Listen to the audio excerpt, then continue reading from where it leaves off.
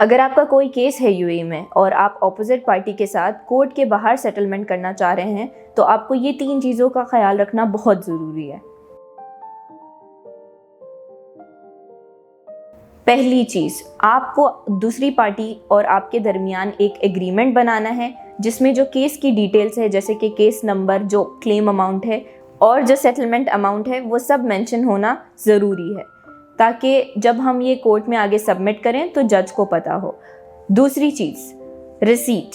आपको, अगर आपने कोई पेमेंट की है ऑपोजिट पार्टी को इस सेटलमेंट के अगेंस्ट, तो रिसीट लेना उनसे बहुत ज़्यादा ज़रूरी है। इस रिसीट में ये मेंशन कर सकते हैं कि ये जो पेमेंट की गई है ये इस एग्रीमेंट के सेटलमेंट के तहत है।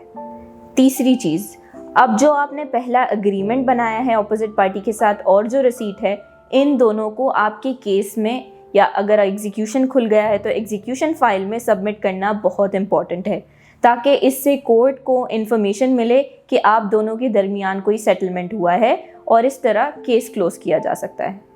और अगर ये 3 चीज़ें आप नहीं करते और आप सिर्फ एक खाली पेपर पे सेटलमेंट बना देते हैं बाहर और पैसे पे कर देते हैं, तो हो सकता है कि आपसे ऑपोजिट पार्टी आपके केस में वापस से क्लेम करे और ये अमाउंट आपको 2 बार देनी पड़ जाएगी। तो इस तरह की चीज़ों का ख्याल रखेंगे तो कोई मसला नहीं आएगा।